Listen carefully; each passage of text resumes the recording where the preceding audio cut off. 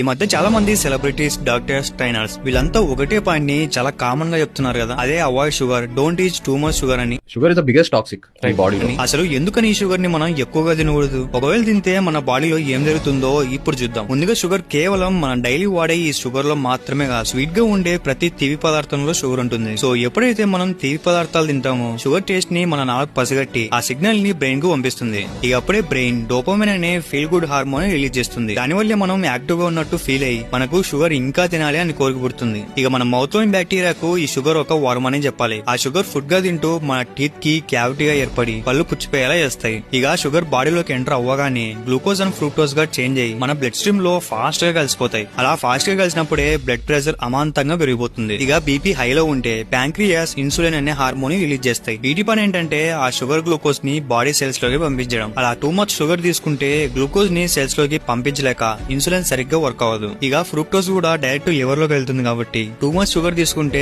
Liver ఆ load ని handle చేయలేదు. దాంతో ఎక్సెస్ షుగర్ అంతా బెల్లీ ఫ్యాట్, హై కొలెస్ట్రాల్ గా కన్వర్ట్ అవుతుంది. అంతేకాదు కొన్నిసార్లు అదే ఫ్యాటే ఆర్గాన్స్ చుట్టూ పేర్కొని ఆర్గాన్స్ వర్క్ చేయకుండా చేసి heart attacks, high BP, obesity వచ్చేలా చేస్తాయి. ఇవే కాదు, షుగర్ ఎక్కువగా తింటే ఏజ్ ఫాస్ట్ గా పెరిగిపోవడం, స్కిన్ లో తగ్గడం, డెంటల్ ప్రాబ్లమ్స్, లో హ్యూమినిటీ, హార్మోనల్ ఇంబ్యాలెన్స్, ఇలా చాలా హెల్త్ ఇష్యూస్ వస్తాయి. ఇక బ్రెయిన్ కూడా షుగర్ కి అలవాటు పడి తీపి వస్తువులు చూడగానే తినాలి అనిపించడం, ఆకలి ఎక్కువగా వేయడం, కోపం ఎక్కువగా రావడం, మూడ్ స్వింగ్స్, ఇలా షుగర్ బ్రెయిన్ ని ఎఫెక్ట్ చేస్తుంది. మరి